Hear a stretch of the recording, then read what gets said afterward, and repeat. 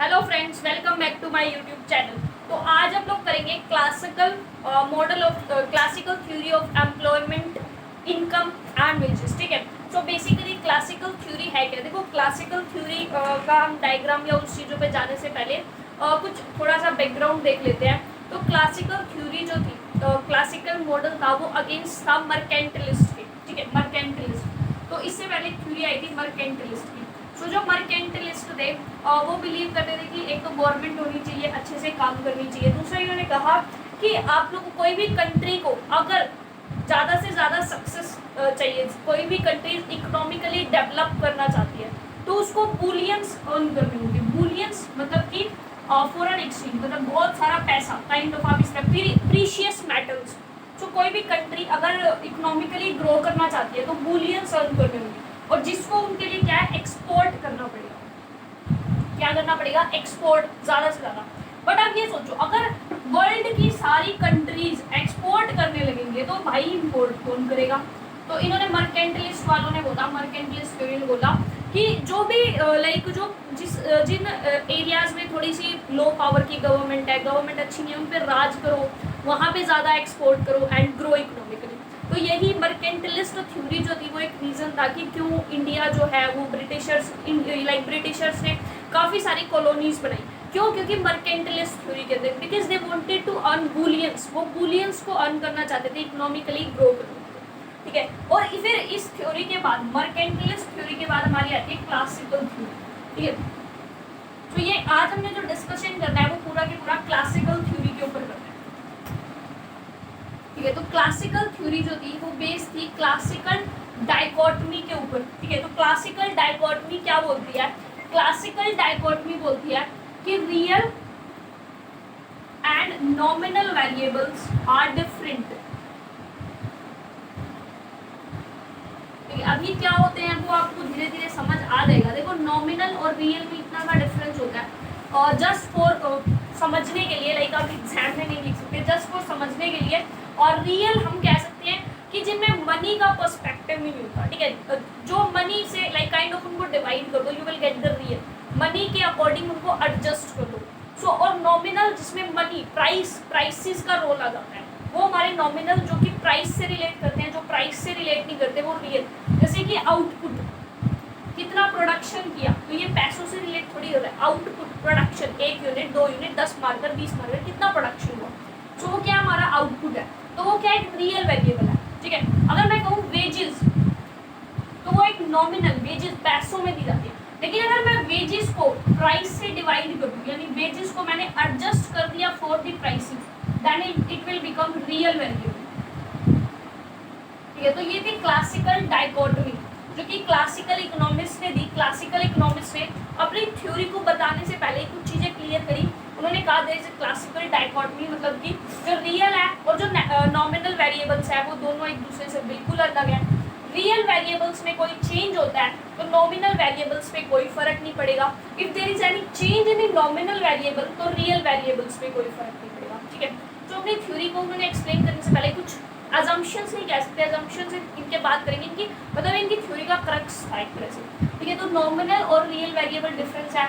दूसरा इनका फोकस था कि free flow of market forces, और free flow of market forces, ये क्या है? मार्केट फोर्सेस का फ्री फ्लो है। तो इन्होंने क्या है, गवर्नमेंट को बिल्कुल एक तरह से साइड लाइन कर दिया। इन्होंने कहा गवर्नमेंट का कोई रोल प्ले होना ही नहीं चाहिए। आउटपुट, वेजेस, इनकम कुछ भी डिसाइड करने में गवर्नमेंट का कोई रोल प्ले नहीं होना चाहिए। सब कुछ मार्केट मैकेनिज्म्स के थ्रू, डिमांड सप्लाई जो होती है उसके थ्रू सब कुछ चलना चाहिए। ठीक है। गवर्नमेंट का कोई रोल नहीं होना चाहिए। उन्होंने गवर्नमेंट को पूरी तरह से साइड लाइन कर दिया था, और जिसपे इनको क्रिटिसाइज भी किया जाएगा।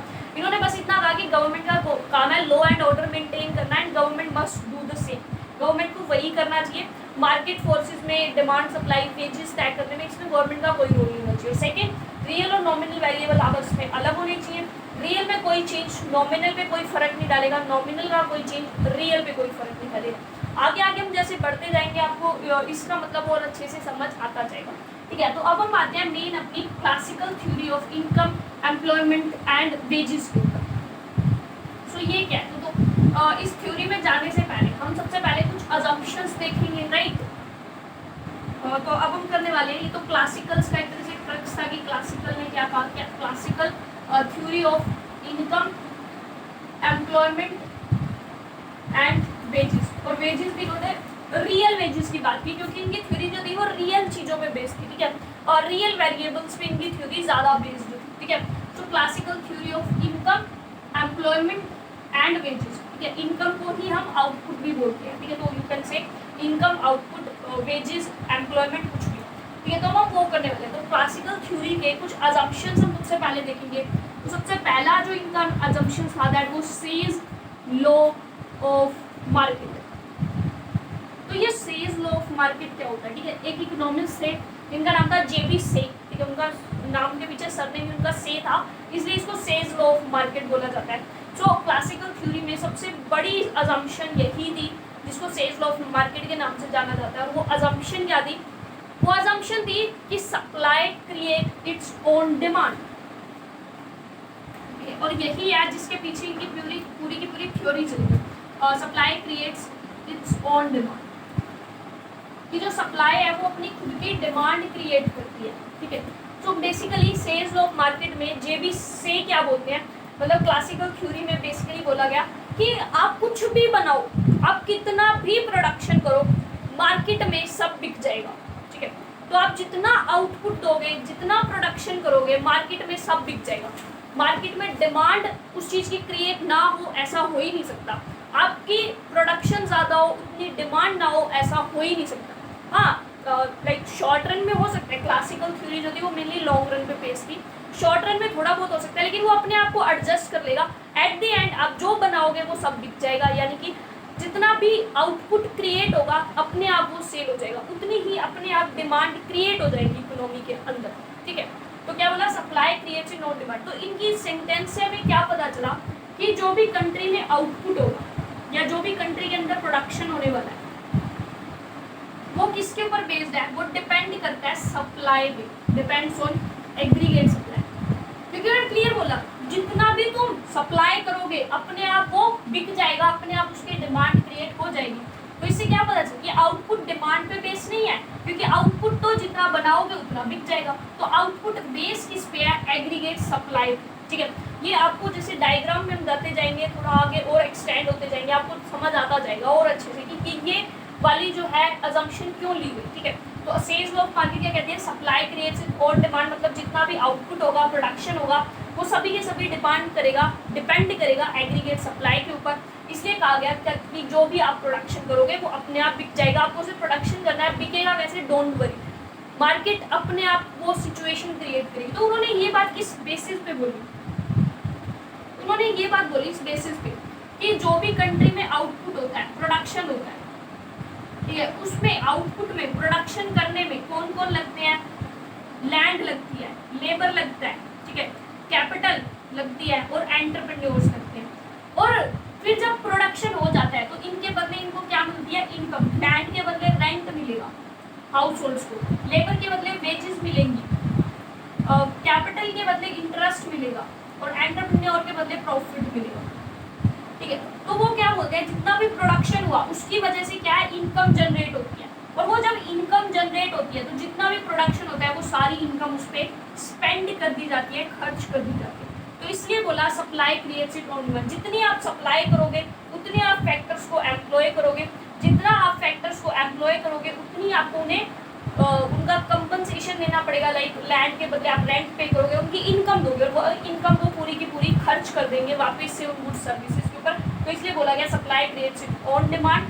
ये था सेज लॉ ऑफ मार्केट, जो कि बहुत इंपॉर्टेंट है, और ये वाली जो सेंटेंस है ये तो मोस्ट इंपॉर्टेंट है, ठीक है। इसके ऊपर जनरली क्वेश्चन आ जाते हैं कि आउटपुट या प्रोडक्शन क्लासिकल के अकॉर्डिंग किस पे डिपेंड करते हैं, क्योंकि किन्शियन जो है वो क्लासिकल से बिल्कुल अपोजिट होगा, ठीक है। तो हमें बहुत समझना जरूरी है, ठीक है। तो अभी ये अगर आपको नहीं भी समझ आया कि एएस पे कैसे डिपेंड करती है तो धीरे धीरे आ जाएगी, ठीक है।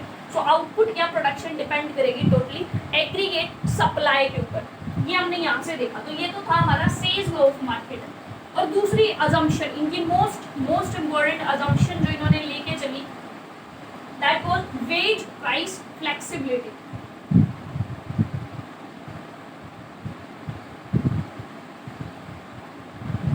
वेज प्राइस फ्लेक्सिबिलिटी क्या कहती कि जो भी वेजेस होंगी ना वो प्राइस के अकॉर्डिंग एडजस्ट हो जाएंगी, कि जो वेजेस होंगी वो प्राइस के अकॉर्डिंग एडजस्ट हो जाएंगी। इसके कहने का मतलब क्या था कि वेजेस प्राइस के अकॉर्डिंग एडजस्ट हो जाएंगी। इसका कहने का मतलब है जो भी इकोनॉमी में वेजेस डिसाइड होंगी, ठीक है, जो भी इकोनॉमी में वेजेस डिसाइड होंगी, अब ड्यू टू एनी रीजन मान लो प्राइसेस बढ़ गए या फिर प्राइसेस कम हो गए, तो प्राइसेस के बढ़ने से या प्राइसेस के कम होने की वजह से जो रियल वेजेस है उनके ऊपर कोई इफेक्ट नहीं पड़ेगा। वेजेस अपने आप को एडजस्ट कर लेंगी अकॉर्डिंग टू इंक्रीज और डिक्रीज इन द प्राइसेस। जैसे कि अभी हमने क्लासिकल डायकोटमी लिया कि रियल वेरिएबल्स नॉमिनल पे कोई फर्क नहीं डालेंगे, नॉमिनल रियल पे कोई फर्क नहीं डालेंगे। तो जैसे ही रियल वेजेस डिसाइड हो जाएंगी इकोनॉमी में इक्विलिब्रियम के थ्रू, रियल वेजेस डिसाइड हो जाएंगी। और रियल वेजेस कैसे डिसाइड होंगी? Demand and supply of labour के थ्रू, ठीक है। तो जब रियल वेजेस डिसाइड हो जाएंगी तो रियल वेजेस के डिसाइड होने के बाद अगर नॉमिनल वेरिएबल में यानी कि प्राइस में कोई चेंज आ जाता है, प्राइस में चेंज आने की वजह से रियल वेजेस में कोई चेंज नहीं आएगा, रियल वेजेस अपने आप को एडजस्ट कर लेंगे। जैसे फॉर एग्जाम्पल एक आप नॉर्मल सा एग्जाम्पल लेके चलो, ठीक है, लाइक आप कहीं पे काम कर रहे हो, ठीक है, लाइक हम देखते हैं इकोनॉमी के अंदर कि वेजेस है, वेजेस काम कर रहे हैं, सॉरी लेबर है, लेबर काम कर रही है, लेकिन महंगाई बढ़ जाए एकदम से, ठीक है, कि ड्यू टू एनी रीजन महंगाई बढ़ जाती है, बहुत ज़्यादा महंगाई हो जाती है, तो जो लेबर होती है वो स्ट्राइक पे चली जाती है कि हमारी वेजेस बढ़ाओ तब हम काम करेंगे। तो वो क्या है, वो प्राइस के अकॉर्डिंग अपने आप को एडजस्ट कर लेते हैं। देखो जैसे ही प्राइस गया, देखो हमने क्या पढ़ा, वेज की जो रियल वेजेस होती है, रियल वेजेस हमने क्या पढ़ा, W/P होती है, ठीक है। मान लो हमारी इक्विलिब्रियम में रियल वेजेस डिसाइड होगी कुछ भी, ठीक है, हमारी W/P रियल वेजेस डिसाइड होगी। सपोज अब प्राइस बढ़ गया, प्राइस बढ़ गया, तो प्राइस बढ़ने की वजह से मतलब ये डिनोमिनेटर बढ़ गया। अब देखो कोई भी वैल्यू है, डिनोमिनेटर बढ़ गया, 5/10 है तो वैल्यू क्या आएगी, 1/2 0.5, लेकिन अगर 5/15 हो जाए तो आंसर 0.33 आएगा, ठीक है। तो अगर डिनोमिनेटर बढ़ रहा है तो उसका मतलब टोटल की वैल्यू कम हो रही है। तो जैसे ही प्राइस बढ़ा तो रियल वेजेस क्या हो रही हैं, कम, रियल वेजेस क्या हो रही हैं, कम। तो अब प्राइस बढ़ता है तो लेबर क्या है, स्ट्राइक पे चली जाती है कि हमारी वेजेस बढ़ाओ, तो गवर्नमेंट को उनकी वेजेस बढ़ानी पड़ती है, जिस कंपनी में काम कर रहे हैं उनकी वेजेस, तो फिर क्या है, उनकी नॉमिनल वेजेस बढ़ाई जाती हैं, तो ये क्या है, नॉमिनल वेजेस। फिर इनको क्या है, फिर से बढ़ाया जाएगा, तो वेजेस को फिर से बढ़ाया जाएगा और तब तक बढ़ाएगा जितना कि प्राइस में इंक्रीमेंट है उसके इक्वल ना जाए।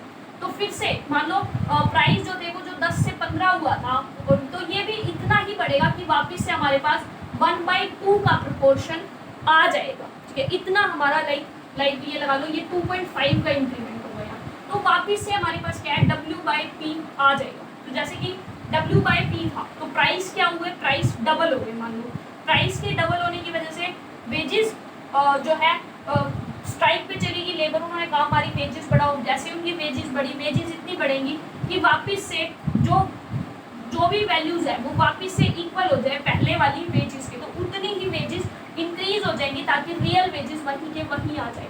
तो इसलिए बोला गया वेज प्राइस फ्लेक्सिबिलिटी, कि जो वेजेस है वो अपने आप को प्राइस के अकॉर्डिंग फ्लेक्सिबल है, वो अपने आप को एडजस्ट कर लेते हैं प्राइस के अकॉर्डिंग। इन शॉर्ट रियल वेजेस के अंदर कोई भी चेंज नहीं आता due to change in any price. किसने बोला, क्लासिकल थ्योरी ने बोला, ठीक है। और अच्छे से समझ आएगा जब हम डायग्राम में धीरे धीरे जाएंगे। सो ये था वेज प्राइस फ्लेक्सिबिलिटी। अब हम आ चुके हैं हमारी एग्रीगेट सप्लाई निकालने पे। एग्रीगेट सप्लाई कैसे निकलेगी, तो वेज प्राइस फ्लेक्सिबिलिटी में हमने पढ़ा कि वेजेस डिसाइड होती हैं, रियल वेजेस इक्विलिब्रियम के थ्रू डिसाइड होते हैं। वो इक्विलिब्रियम क्या होता है, जहाँ पर डिमांड ऑफ लेबर, ठीक है, डिमांड ऑफ लेबर होता है इक्वल इसके सप्लाई ऑफ लेबर के, जहाँ पे डिमांड फॉर द लेबर होगा हमारी सप्लाई ऑफ लेबर की। अब हम देखेंगे डिमांड क्या होती है, लेबर की सप्लाई क्या होती है, ठीक है। तो हम धीरे धीरे अपनी एग्रीगेट सप्लाई को डिराइव करने जा रहे हैं क्लासिकल थ्योरी के। कि आपने जैसे पढ़ा होगा कि क्लासिकल थ्योरी में जो है वर्टिकल होती है, लेकिन वो क्यों होती है वो देखेंगे अच्छे से डिटेल में, ठीक है। सो अब हमने क्या देखा कि अब हम रियल वेजेस को निकाल रहे हैं। और रियल वेजेस हमारी कब होती हैं, जब demand for the labour equal होती है सप्लाई फॉर द लेबर, ठीक है। हम बेसिकली लेबर को एल से नहीं डी से डिनोट करते हैं इन मैक्रो इकोनॉमिक्स। जो हमारी माइक्रो थी उसमें हम एल से डिनोट करते हैं। ठीक है। तो रियल वेजेस हमारी कहाँ डिसाइड होगी, जहाँ पर हमारी demand for the labour equal होगी सप्लाई फॉर द लेबर पे। अब बात आती है लेबर की डिमांड कैसे डिसाइड होती है। ठीक है, आई नो ये वीडियो थोड़ी सी लंबी होने वाली है क्योंकि टॉपिक थोड़ा सा बड़ा है और हम नहीं चाहते हम थोड़ा सा अभी छोड़े, हम काफ़ी डिटेल में करेंगे ताकि अगर आप कोई भी एग्जाम की प्रिपरेशन कर रहे हो वेदर आपके ग्रेजुएशन लेवल का या उससे बड़े लेवल का, ठीक है, तो कहीं पर भी अगर आपको एक टॉपिक आता है, जैसे कि मैंने रिचार्ड फ्रेन की बुक को फॉलो किया जो कि काफ़ी अच्छी बुक है, ठीक है, लाइक बहुत जो अगर इकोनॉमिक्स ऑप्शनल वगैरह यूपीएससी में लेते हैं उनके लिए भी हेल्पफुल रहती है, ठीक है, तो उसको फॉलो किया है तो आपके लिए ये काफ़ी डिटेल में हो जाएगा। तो लेबर डिमांड और लेबर सप्लाई क्या होता है। सो लेबर डिमांड, जो लेबर की डिमांड होती है वो डिपेंड करती है लेबर की मार्जिनल प्रोडक्टिविटी के ऊपर। माइक्रो इकोनॉमिक्स में भी पढ़ा हमने, मार्जिनल प्रोडक्टिविटी के ऊपर लेबर की डिमांड डिपेंड होती है। और मार्जिनल प्रोडक्टिविटी जो होती है वो कैसी होती है, डाउनवर्ड होती है। मार्जिनल प्रोडक्टिविटी ऑफ लेबर कैसी होती है, डाउनवर्ड स्लोप करती है। तो marginal productivity of labour downward slope करती है, ठीक है। तो मान लो ये हमारी क्या है, वेजेस डिसाइड हो जाती है और ये हमारी क्या है डिसाइड हो जाता है कि इतने हम नंबर ऑफ लेबर्स को एम्प्लॉय करेंगे। अगर वेजेस बढ़ जाती हैं तो डिमांड बढ़ जाती है, वेजेस बढ़ जाती हैं तो डिमांड कम हो जाती है। तो इससे हमें पता चलता है जो लेबर की डिमांड है वो कैसी होती है, डाउनवर्ड स्लोपिंग।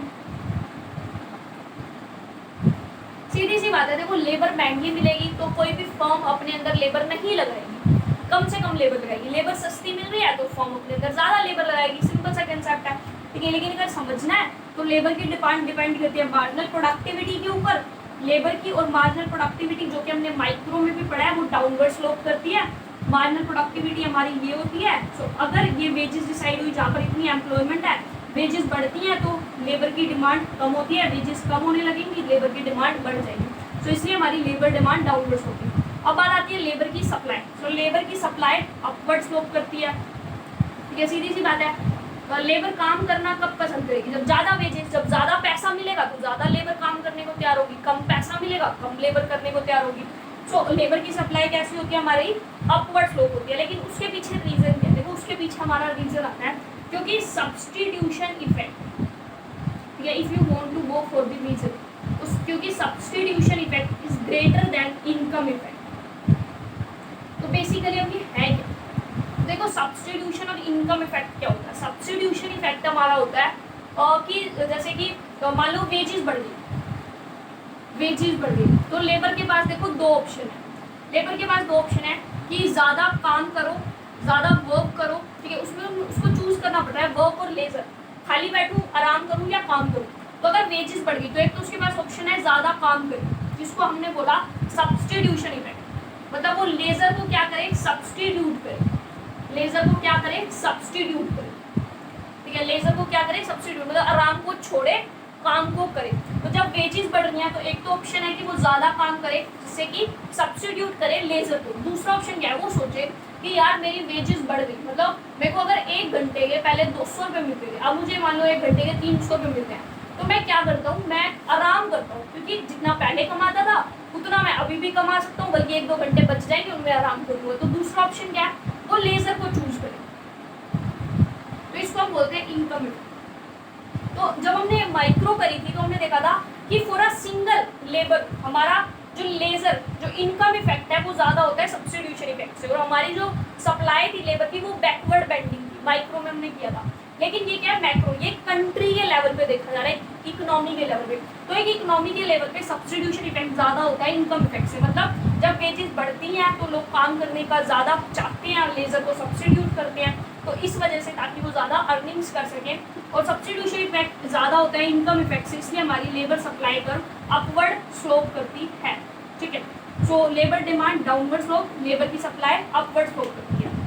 रीज़न क्या है वो आप लोगों को पता चलता है।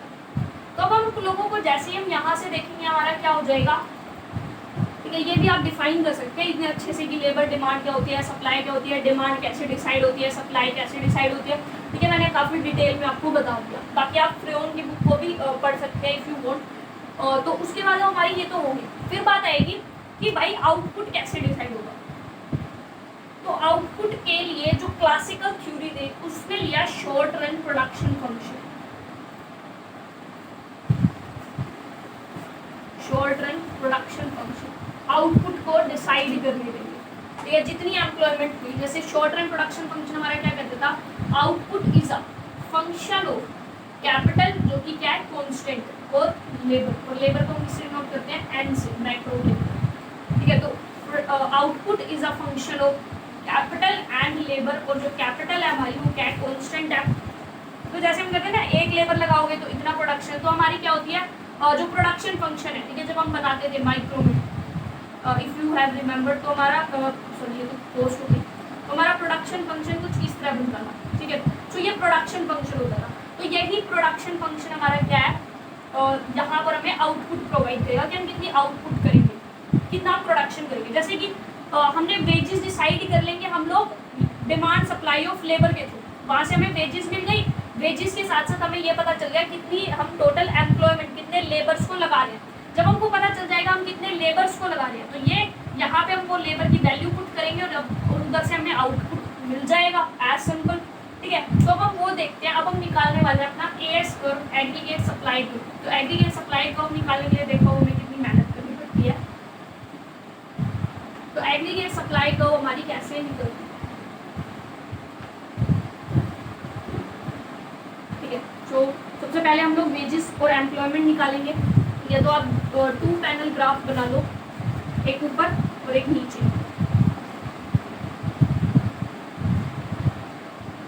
ठीक है, so origin X axis, Y axis, origin X axis, Y axis. यहाँ पर हम लेबर का शो कर रहे हैं, तो हम यहाँ पर ले लेते हैं एम्प्लॉयमेंट, जिसको हम डिनोट करेंगे एन से। सिमिलरली यहाँ भी हम क्या लेंगे, एम्प्लॉयमेंट, जिसको हम डिनोट करेंगे एन से। यहाँ पर हम वेजेस की बात कर रहे हैं, तो हम यहाँ क्या लेंगे, रियल वेजेस, क्योंकि क्लासिकल ने फोकस किस पे किया, रियल वेजेस पे। और यहाँ हम क्या लेंगे, आउटपुट, यानी कि वाई।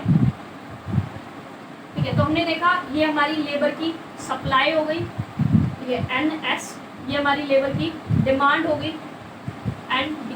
ठीक है, तो लेबर की सप्लाई, लेबर की डिमांड, तो जहाँ पर लेबर की सप्लाई, लेबर की डिमांड इक्वल आएगी, वहाँ हमारा equilibrium decide.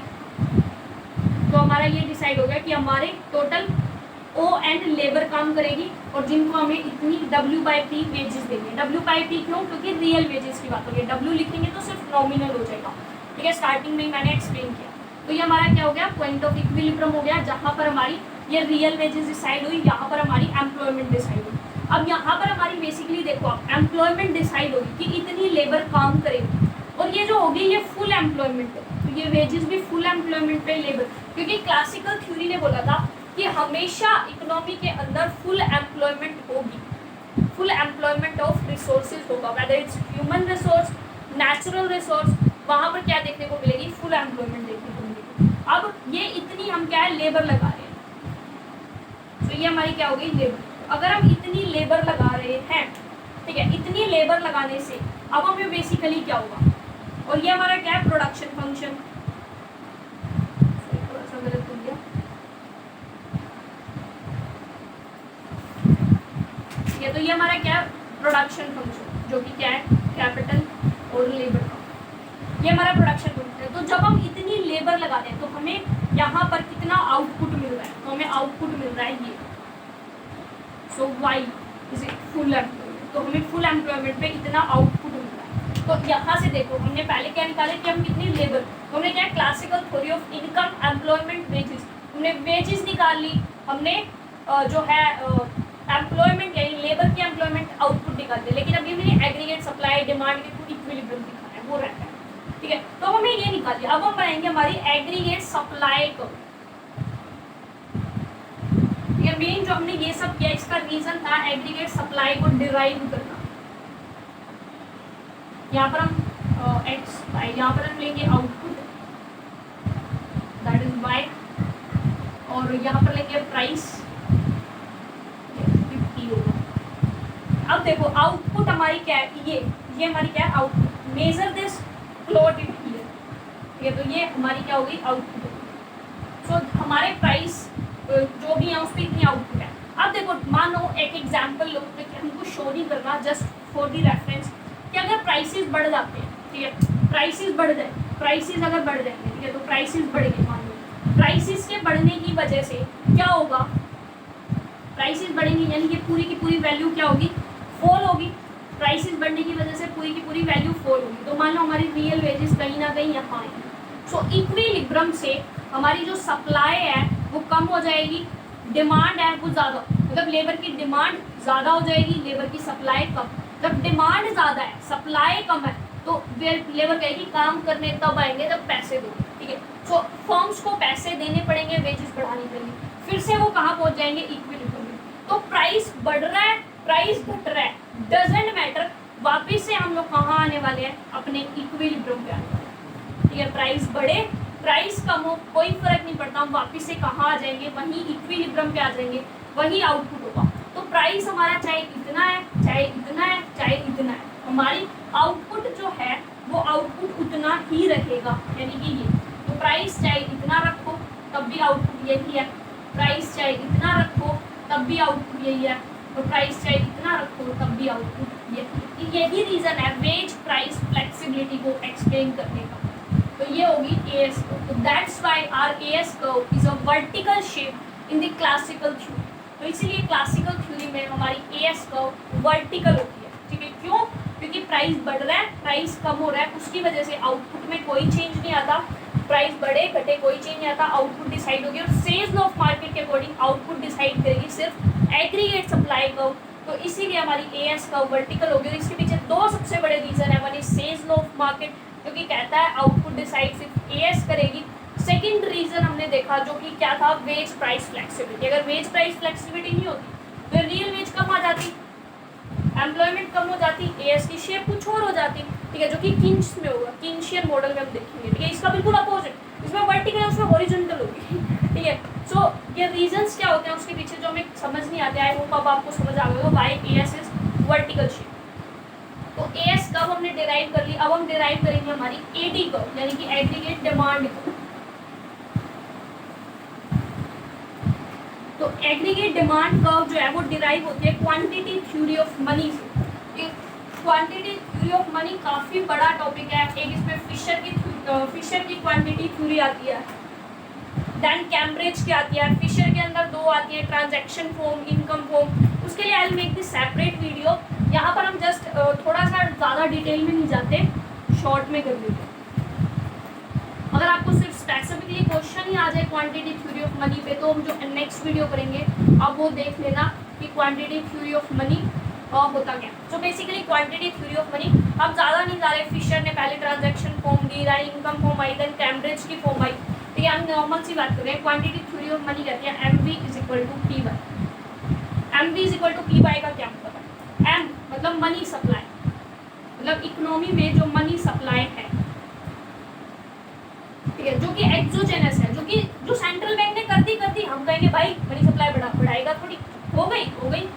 Velocity of transaction, velocity कि हमारी मनी कितनी बार सर्कुलेट होती है, ठीक है। हमारी मनी कितनी बार इकोनॉमी में 1 रुपया कितनी बार सर्कुलेट होता है। जैसे कि सपोज मेरे पास ये 1 रुपया और सपोज 20 रुपये, ठीक है। मैंने इस 20 रुपये का मार्कर खरीदा शॉपकीपर से, देन उसी 20 रुपये को शॉपकीपर ने आगे होलसेलर को दिया, देन वही 20 रुपये आगे गए। तो मतलब वो 20 रुपये कितने बार सर्कुलेशन में आया है, दैट इज कॉल्ड वेलोसिटी, ठीक है। तो वो होती है हमारी वेलोसिटी, ठीक है। हमारी मनी कितनी बार सर्कुलेशन में आई है, that is denoted by V। Then P हमारा क्या होता है, प्राइस होता है। तो P हमारा क्या हो जाएगा, प्राइस हो जाएगा, एंड Y हमारी क्या हो जाएगी, आउटपुट हो जाएगी, ठीक है। So Y is output, price. तो ये क्वांटिटी थ्योरी ऑफ मनी बोलती है कि money supply into velocity is equal to price into में आउटपुट, ठीक है। ये हमारी क्वांटिटी थ्योरी ऑफ मनी। अभी क्यों बोलती है, क्या रीज़न है, डिटेल क्या है, वो सब हम लोग नेक्स्ट वीडियो में डिस्कस करेंगे। क्वांटिटी थ्योरी ऑफ मनी को काफ़ी डिटेल में करेंगे, ठीक है। तो आप वहाँ पे देख लेना अगर आपको काफ़ी डिटेल में करनी हो तो। So MV is equal to PY। और यहाँ पर हमारा जो V होता है और जो Y होता है, ये दोनों कॉन्स्टेंट रहते हैं। जो V है और जो Y है वो कॉन्स्टेंट है। V क्यों कॉन्स्टेंट है, क्योंकि क्लासिकल्स ने बोला V जो है वो डिपेंड करता है इंस्टीट्यूशनल फैक्टर्स के ऊपर। इंस्टीट्यूशनल फैक्टर्स का मतलब क्या है? इंस्टीट्यूशनल फैक्टर्स है लोगों की पेमेंट हैबिट्स। टेक्नोलॉजी क्या यूज की जा रही है पेमेंट में, ठीक है। कैसे पेमेंट की जाती है। देखो टेक्नोलॉजी अगर पेमेंट की फास्ट होगी, जैसे कि गूगल पे, पेटीएम हम यूज़ कर रहे हैं, वो क्या फास्ट है, हमने अभी पेमेंट की, दूसरे को पहुंच गई, दूसरे ने जब भी की, तीसरे को पहुंच गई, तो मनी का सर्कुलेशन ज़्यादा होगा, वेलोसिटी ज़्यादा होगी, राइट। तो इसीलिए ये डिपेंड किस पे करती है, इंस्टीट्यूशनल फैक्टर्स पे। और जो क्लासिकल से उन्होंने बोला कि इतनी जल्दी टेक्नोलॉजी में चेंज नहीं आता, भाई आजकल तो आ रहा है, बट वो तो 90s से भी पहले, 90s के टाइम के, तो उन्हें उस टाइम थोड़ी ये सब हुआ करता था। तो इसलिए उन्होंने क्या वेलोसिटी को कॉन्स्टेंट माना कि इतनी जल्दी टेक्नोलॉजी में चेंज नहीं आता, या लोगों की इतनी जल्दी हैबिट्स चेंज नहीं होती, ये इंस्टीट्यूशनल फैक्टर्स पे डिपेंड करती है, that's why it's constant. Then Y is also constant, ये आउटपुट है, हमने शॉर्ट रन प्रोडक्शन फंक्शन लिया है, so Y is also output जो है कांस्टेंट। तो हमारा ये भी कांस्टेंट है, ये भी कांस्टेंट है। तो यहाँ से हमें क्या पता चला कि एम वी पी वाई, ठीक है। सो हमें क्या पता चला कि ये जो एम है ये कांस्टेंट नहीं है और ये कांस्टेंट नहीं है। सो एम और पी पता चला। तो ये हमें क्या दिखाता है कि जो प्राइस है, price is a function of money supply, is a function of money supply. कि प्राइस जो है वो फंक्शन है मनी सप्लाई का, कि मनी सप्लाई अगर बढ़ रही है तो प्राइस बढ़ जाएगा, मनी सप्लाई कम हो रही है तो जो है प्राइस कम हो जाएगा। तो मनी सप्लाई और प्राइस के बीच में डायरेक्ट रिलेशनशिप है, मनी सप्लाई और प्राइस। देखो सिंपल सा है, वी कांस्टेंट, वाई कांस्टेंट, इनमें भाई कोई चेंज आना ही नहीं, चेंज किस में आएगा, इनमें। तो मान लो अगर मनी की सप्लाई 50% बढ़ जाए तो प्राइस भी 50% बढ़ेगी, क्योंकि क्वांटिटी थ्योरी ऑफ मनी क्या कहती है, दोनों इक्वल है। मनी सप्लाई 40% कम हो जाए तो प्राइस भी 40% कम हो जाएंगे, क्योंकि आपस में इक्वल है, इन दोनों में चेंज आ नहीं सकता। सो इससे पता चलता है कि जो प्राइस है वो फंक्शन है मनी का, ठीक है। आप कभी भी ये नहीं कहोगे कि money is a function of price, क्योंकि मनी सप्लाई प्राइस पे डिपेंड नहीं करती, वो तो आरबीआई करता है मनी सप्लाई, लेकिन प्राइस मनी सप्लाई पर डिपेंड नहीं करता है। मनी सप्लाई बढ़ेगी प्राइस बढ़ेगा, मनी सप्लाई कम होगी प्राइस कम होगा, ठीक है। तो हम क्या बोलते हैं, money supply and price are directly and equiproportional to each other. Money supply बढ़ती है प्राइस बढ़ता है, मनी सप्लाई कम होती है प्राइस कम होता है। फिर हम यहाँ से निकालते हैं हमारी एग्रीगेट डिमांड को, कैसे निकालते हैं, लेट्स ये मान लो हमें मनी सप्लाई दे रखी है 200 रुपये मनी सप्लाई है इकोनॉमी में, ठीक है। और वेलोसिटी दे रखी है मान लो 4, तो P इंटू वाई क्या होने वाला है, ठीक है, ये हमें गिवन है। तो P इंटू वाई की क्या क्या कम्बिनेशन हो सकते हैं, कितना प्राइस और कितनी हम आउटपुट के कम्बिनेशन ले सकते हैं, ठीक है। तो इसके हम क्या क्या कम्बिनेशन ले सकते हैं, इसके इक्वल है, हम ले सकते हैं 100 इंटू 8, एक कम्बिनेशन की प्राइस 100 हो आउटपुट 8 हो। दूसरा ऑप्शन हो सकता है कि प्राइस लेट इट बी 50 हो और 4 टाइम्स तो ये भी 16 हो, ठीक है, और ये 16 हो। तो ऐसे अलग अलग हम कम्बिनेशन ले सकते हैं प्राइस आउटपुट के, और जब भी इन्हीं प्राइस आउटपुट के कम्बिनेशंस को हम प्लॉट कर दें, प्राइस आउटपुट के इन कम्बिनेशंस को अगर हम प्लॉट कर दें, तो हम यहाँ लेंगे आउटपुट दैट इज बाय, और यहाँ लेंगे प्राइस। तो इन्हीं प्राइस आउटपुट के कम्बिनेशंस को अगर हम प्लॉट कर दें, then we will get aggregate demand curve. So this is our aggregate demand curve. अगर मान लो हमारी मनी सप्लाई बढ़ जाती है, if our money supply increases, तो मान लो मनी सप्लाई इंक्रीज होगी 200 से मान लो 400 होगी, तो ये हमारे कम्बिनेशन चेंज हो जाएंगे। ये कम्बिनेशन को हम 100 से डबल 200 इंटू 8 करेंगे, ये 100 इंटू 16 हो जाएगा, तो ये कम्बिनेशन चेंज हो जाएंगे। तो जब मनी सप्लाई इंक्रीज होती है तो हमारी एग्रीगेट डिमांड क्या हो जाती है, शिफ्ट हो जाती है। तो ये होती है एग्रीगेट डिमांड। अब हमने एग्रीगेट सप्लाई निकाल ली, एग्रीगेट डिमांड निकाली, दोनों को एक डायग्राम में पुट करो।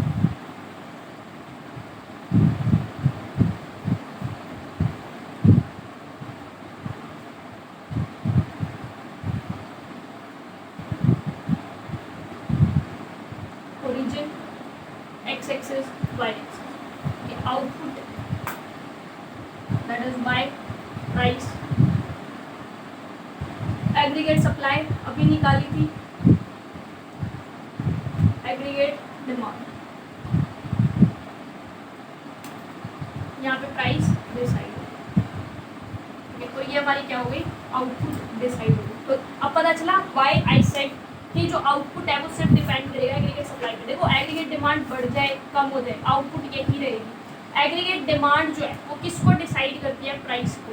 और एग्रीगेट डिमांड चेंज क्यों हो रही है, क्योंकि मनी सप्लाई, अगर मनी सप्लाई बढ़ रही है तो एग्रीगेट डिमांड शिफ्ट होती जाएगी, और मनी सप्लाई कम हो रही है तो एग्रीगेट डिमांड पीछे की तरफ शिफ्ट होती जाएगी, ठीक है। तो मनी सप्लाई पे एग्रीगेट डिमांड डिपेंड करती है और एग्रीगेट डिमांड पे प्राइस डिपेंड करता है। अगर देखो एग्रीगेट डिमांड बढ़ जाए तो प्राइस क्या हो जाएंगे, बढ़ जाएंगे। So that's why I said कि मनी और प्राइस में जो प्रोपोर्शनल रिलेशन है, डायरेक्ट रिलेशन है, क्योंकि मनी सप्लाई बढ़ेगी, एग्रीगेट डिमांड बढ़ेगी और एग्रीगेट डिमांड बढ़ेगी तो इक्विलिब्रियम प्राइस बढ़ेगा, ठीक है।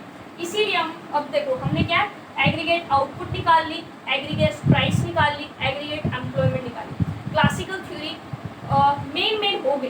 लेकिन अभी हमारा क्या रहता है क्लासिकल थ्योरी में? क्लासिकल थ्योरी में हमारी एक छोटी सी चीज़ रहती है एंड दैट छोटी सी चीज़ इज नोन एज कि देखो क्लासिकल थ्योरी ने बेसिकली हमें एक्सप्लेन कर दिया, ठीक है। क्लासिकल थ्योरी ने एक्सप्लेन कर दिया कि ठीक है ये एग्रीगेट सप्लाई वर्टिकल होती है, एग्रीगेट डिमांड डाउनवर्ड स्लोप करती है, आउटपुट एग्रीगेट सप्लाई पे डिपेंड करता है, प्राइस एग्रीगेट डिमांड पे डिपेंड करता है, ठीक है। एग्रीगेट डिमांड चेंज नहीं होगी जब तक मनी सप्लाई चेंज होगी। लेकिन हमने तो देखो पढ़ रहे हैं, आपने 12th अगर बड़ी रखी हो कि AD तो C plus I plus G होता है, consumption expenditure, income expenditure, government expenditure. तो I में चेंज आए, G में चेंज आए, एग्रीगेट डिमांड चेंज क्यों नहीं होगी? Explain this. तो बोला गया क्लासिकल थ्योरी को ये भी तो प्रूफ देना था ना कि भाई I में चेंज आएगा, G में चेंज आएगा, एग्रीगेट डिमांड चेंज नहीं होगी, क्योंकि उन्होंने सीधा बोला एग्रीगेट डिमांड चेंज होगी तो मनी की वजह से होगी। तो they have to give proof कि वाई, क्यों I में चेंज आने से या G में चेंज आने से हमारी एग्रीगेट डिमांड चेंज नहीं होगी, ठीक है। सो वो प्रूफ उन्होंने दिया लोनेबल फंड थ्योरी के पर्सपेक्टिव से, ठीक है। Classical loanable fund theory of loanable fund, ठीक है। उस पर भी हम एक वीडियो कर लेंगे बेसिकली इसके बाद, ठीक है, डिटेल में। तो अभी के लिए अगर हम उस क्लासिकल फंड थ्योरी को अगर समझे तो क्लासिकल फंड थ्योरी बेसिकली क्या कहती है? देखो क्लासिकल लोनेबल फंड थ्योरी कहती है कि लोन की, पैसे की एक तो डिमांड होती है और एक सप्लाई होती है। पैसे की डिमांड कौन करता है? जिसको इन्वेस्टमेंट, पैसे की डिमांड, ठीक है। मनी की डिमांड कौन करेगा? या तो फर्म्स करेंगी, फर्म्स जिनको पैसा चाहिए, या कौन करेगी? या फिर मनी की डिमांड करेगी गवर्नमेंट, क्योंकि मान लो गवर्नमेंट का एक्सपेंडिचर इक्वल है गवर्नमेंट के टैक्स से, तब तो गवर्नमेंट डेफिसिट में है। लेकिन अगर गवर्नमेंट का खर्चा बढ़ जाए टैक्स से तो गवर्नमेंट क्या है? डेफिसिट में। और उस डेफिसिट को फाइनेंस करने के लिए गवर्नमेंट को क्या चाहिए? मनी। तो वो मनी कहाँ से लेगी? वो कहाँ से लेगी? लोनेबल फंड्स, पैसा मांगेगी लोग से, बॉन्ड्स इशू करके वो पैसा गवर्नमेंट लेगी लोगों से, ठीक है। तो जब गवर्नमेंट डेफिसिट में होती है तब वो लोगों से पैसा लेती है थ्रू लोन्स इशू करके, ठीक है, जिसको हम बोलते हैं demand for the loanable fund, क्योंकि गवर्नमेंट क्या कर रही है? डिमांड कर रही है लोनेबल फंड। ये इसको भी हम एक नई वीडियो में अच्छे से डिस्कस करेंगे क्योंकि इस पर भी स्पेसिफिकली क्वेश्चन आ जाता है, ठीक है। तो demand for the loanable fund, तो गवर्नमेंट क्या है? डिमांड कर रही है पैसों की, कहाँ से? पब्लिक से, और वो क्या करती है? बॉन्ड इशू करती है इसके लिए। सिमिलर वे में अगर इनको फर्म्स को पैसा चाहिए for the purpose of investment, तो वो फर्म्स भी क्या करती हैं? लोगों से बॉन्ड इशू करती हैं और लोगों से पैसा लेती हैं। तो वो भी क्या करती हैं? डिमांड करती हैं लोनेबल फंड। तो लोनेबल फंड की डिमांड या तो इन्वेस्टमेंट के लिए होती है या फिर गवर्नमेंट अपने एक्सपेंडिचर को फाइनेंस, डेफिसिट को फाइनेंस करने के लिए बोलते हैं, जिसको हम G माइनस T बोलते हैं। G मतलब गवर्नमेंट एक्सपेंडिचर, T मतलब टैक्स, ठीक है। तो गवर्नमेंट का एक्सपेंडिचर माइनस टैक्स, ठीक है। और G माइनस T को हम सिंपली G भी डिनोट कर सकते हैं, क्योंकि मान लो पहले हमारा GT के इक्वल था, जितना गवर्नमेंट का खर्चा था उतना ही गवर्नमेंट को क्या हो रहा था? इनकम हो रही थी। अब गवर्नमेंट क्या है? डेफिसिट में है। तो गवर्नमेंट डेफिसिट में है तो हम ये मान के चलेंगे कि गवर्नमेंट का खर्चा बढ़ गया, टैक्स उतना ही है, ठीक है। लम सम टैक्स की हम बात करें तो टैक्स क्या है? उतना का उतना। तो इसलिए G बड़ा, T कम है, तो government deficit G minus T होता है। लेकिन T तो कांस्टेंट है, बड़ा क्या है? बड़ा तो गवर्नमेंट का खर्चा है, तो इसलिए हम I प्लस G भी दे सकते हैं, ठीक है। सो ये तो हमारी होती है demand for the loanable fund, जो कि कौन करती है? डिमांड करती है लोनेबल फंड का फर्म्स या फिर गवर्नमेंट। लेकिन जो सप्लाई होती है वो कौन करती है? पब्लिक। सप्लाई पैसा देगी कौन? पब्लिक, अपनी सेविंग्स में से, ठीक है। तो एक हमारी लाइन होती है इन्वेस्टमेंट और एक होती है सेविंग लाइन।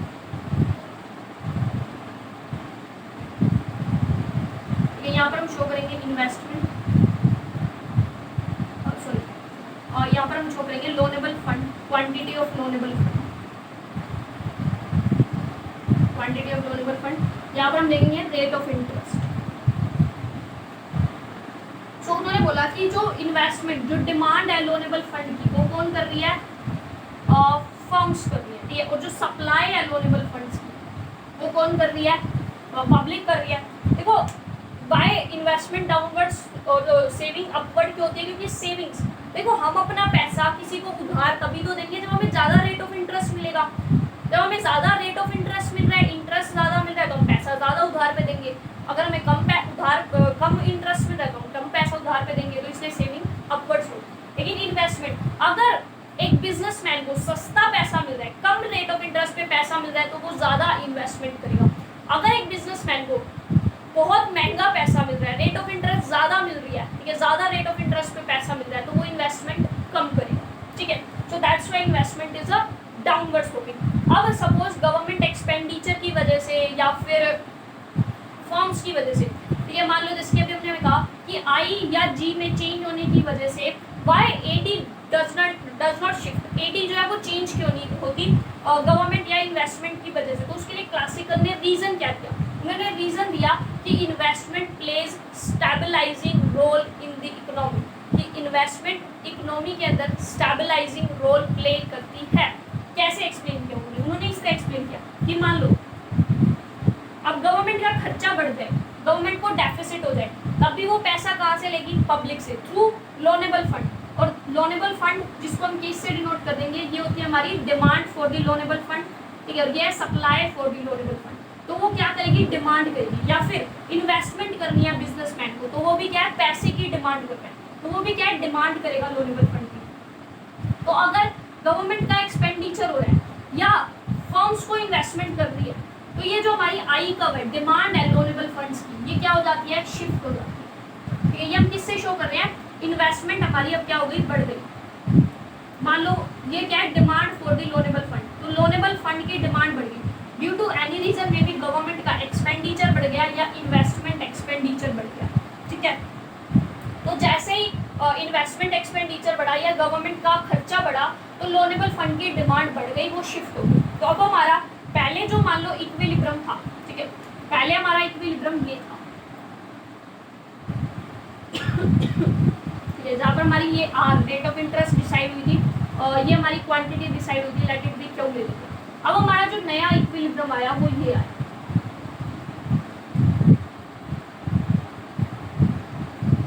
ये हमारा क्या हुआ? नया इक्विलिब्रियम, ये R1, जहाँ पर हमारी क्वांटिटी क्या हुई? ये हुई, ठीक है। तो ये पुराना इक्विलिब्रियम था, ये नया इक्विलिब्रियम है, ठीक है। अब आप यहाँ से एक लाइन ड्रॉ करो, एक लाइन तो इस तरह नीचे ड्रॉ करो और एक लाइन आप इस तरह ड्रॉ, ठीक है। तो अब आपको देखने को मतलब दिख रहा होगा कि हमारा बेसिकली क्या हुआ, ये वाला जो पोर्शन है, इतनी हमारी क्या हुई? इन्वेस्टमेंट बढ़ गई, ठीक है, इतनी हमारी क्या हुई? इन्वेस्टमेंट बढ़ गई, ठीक है। ये हमारी क्या हुई है? इन्वेस्टमेंट बढ़ी है, क्योंकि खर्चा ज़्यादा हुआ गवर्नमेंट का या फिर इन्वेस्टमेंट पैसे, तो ये हमारा क्या हुई? इन्वेस्टमेंट में इंक्रीमेंट हुआ। और इस इन्वेस्टमेंट के बढ़ने की वजह से जहाँ पर हमारी सप्लाई जो थी, यानी कि सेविंग लाइन जो थी, ठीक है, जो सेविंग थी वो इतनी हो रही थी, सेविंग कितनी हो रही थी? इतनी।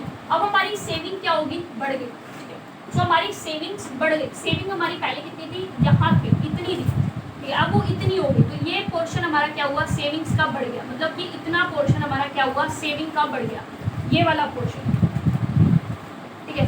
तो ये पोर्शन क्या हुआ? सेविंग्स का बढ़ गया, तो इसको मैंने ए से डिनोट किया।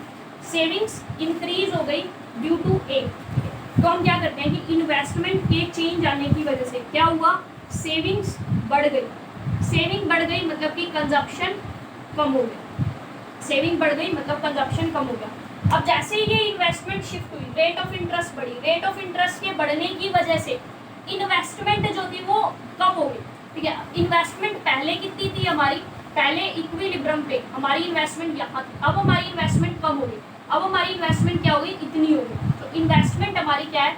ये वाला पोर्शन, इन्वेस्टमेंट कम हो गई। सो एक क्या हुआ? हमारी इन्वेस्टमेंट कम हो गई, कितना? बी पोर्शन की, ठीक है। तो अब हमारी जब गवर्नमेंट ने खर्चा किया या इन्वेस्टमेंट हुआ, तो उसकी वजह से, गवर्नमेंट की वजह से या इन्वेस्टमेंट की वजह से हमारा टोटल इन्वेस्टमेंट बढ़ गई थी, यानी demand for the loanable fund बढ़ गई थी, कितनी? डेल्टा आई, ये क्या हुआ था? बढ़ा था, जो कि ए प्लस बी जो है, ए मतलब कि सेविंग बढ़ गई, सेविंग बढ़ना मतलब कंजप्शन कम होना, और इन्वेस्टमेंट कम हो गई बी पोर्शन से, यानी कि कम हो गई। तो ये ए भी कम हो गया, बी भी कम हो गया। सो मतलब कि ये क्या कहते हैं, देखो ए डी हमारा क्या है, सी प्लस आई प्लस जी है, ठीक है। क्या हुआ, हमारा इन्वेस्टमेंट बढ़ गया जब गवर्नमेंट ने खर्चा बढ़ाया, या इन्वेस्टमेंट वैसे ही बढ़ी, तो क्या हुई, इन्वेस्टमेंट इंक्रीज हो गई। जैसे ही इन्वेस्टमेंट इंक्रीज हुई, तो इन्वेस्टमेंट के इंक्रीज होने की वजह से रेट ऑफ इंटरेस्ट बढ़ा, रेट ऑफ इंटरेस्ट के बढ़ने से इन्वेस्टमेंट कम हुई, कितना पोर्शन, ये बी वाला एरिया। सो इन्वेस्टमेंट डिक्रीज हो गई, कितना पोर्शन, बी वाले एरिया पे, और कंजप्शन हमारा डिक्रीज हो गया, कितना पोर्शन, ए प्लस बी, और इन्वेस्टमेंट टोटल कितनी चेंज हुई थी, ए प्लस बी। तो एक बार हमारी ए प्लस बी इन्वेस्टमेंट चेंज हुई, वही ए प्लस बी वाला पोर्शन इन्वेस्टमेंट का डिक्रीज, तो एक बार बढ़ गई, एक बार कम हो गई, बराबर हिसाब खत्म, ठीक है। तो इसलिए उन्होंने बोला कि गवर्नमेंट का खर्चा बढ़े, गवर्नमेंट का खर्चा कम हो, doesn't matter, aggregate demand shift नहीं होगी, एग्रीगेट डिमांड शिफ्ट सिर्फ और सिर्फ मनी सप्लाई की वजह से होगी, अकॉर्डिंग टू क्लासिकल थ्योरी। किंशियन अलग चलेगी, लेकिन क्लासिकल थ्योरी ने ये इन्होंने एक्सप्लेन करने के लिए कितना बड़ा लेके एक्सप्लेन किया कि सपोज गवर्नमेंट का खर्चा या इन्वेस्टमेंट बढ़ता है, इसकी वजह से demand for the loanable fund बढ़ जाएगी। सो इतना portion demand for the loanable fund बढ़ गई, ठीक है। ये डिमांड बढ़ने की वजह से लोनेबल फंड की रेट ऑफ इंटरेस्ट ऊपर चली गई, इक्विलिब्रियम ऊपर शिफ्ट हो गया, इक्विलिब्रियम के ऊपर शिफ्ट होने की वजह से सेविंग बढ़ गई, कितना पोर्शन, इतनी पोर्शन सेविंग बढ़ गई, सेविंग बढ़ने का मतलब कंजप्शन कम होना, तो इतना ही पोर्शन कंजप्शन कम हो गया, और रेट ऑफ इंटरेस्ट बढ़ने की वजह से अब क्या हुआ, अब इन्वेस्टमेंट कम हो गई, तो कंजप्शन कम हुआ, इन्वेस्टमेंट कम हुई, और दोनों उतने ही कम हुए जितनी टोटल इन्वेस्टमेंट बढ़ी थी।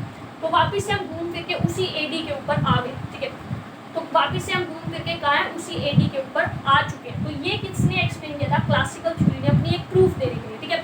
तो क्लासिकल थ्योरी थी, तो क्लासिकल थ्योरी में हम क्या बताते हैं, सबसे पहले हम एग्रीगेट सप्लाई को डिराइव करते हैं। कैसे डिराइव करते हैं, थ्रू हमारी लेबर और supply, labour and demand of the demand and supply of the labour, और प्रोडक्शन फंक्शन के थ्रू पहले एएस डिराइव करते हैं, देन हम एग्रीगेट डिमांड डिराइव करते हैं, किसके थ्रू, एग्रीगेट डिमांड हम लोग डिराइव करते हैं क्वांटिटी थ्योरी ऑफ मनी के थ्रू, देन हम दोनों को पुट करते हैं और इक्विलिब्रियम निकालते हैं, जहाँ एडी एएस इक्वल आएंगे, वहाँ से हमें पता चलता है एएस डिसाइड करता है आउटपुट को, एग्रीगेट डिमांड डिसाइड करता है प्राइसेस को। देन जो किंशियन थे उन्होंने बोला सी प्लस आई प्लस जी एडी होती है, लेकिन क्लासिकल्स ने बोला था कि ऐसा कुछ नहीं है, एडी में चेंज आएगा तो सिर्फ और सिर्फ चेंज आएगा मनी सप्लाई की वजह से, इन्वेस्टमेंट या गवर्नमेंट एक्सपेंडिचर के चेंज होने की वजह से, कभी भी एडी में कोई चेंज नहीं आएगा। अब उनको भाई प्रूफ देना था तो हमें वो प्रूफ भी देना पड़ता है, जो कि प्रूफ हमने किसके थ्रू दिया, इस डायग्राम के थ्रू। आई होप आपको समझ आ गया होगा। बाकी अब हम इन चारों डायग्राम को एक ही उसके ऊपर मैं बना लेती हूँ ताकि टाइम वेस्ट मत हो, then I will explain it to you.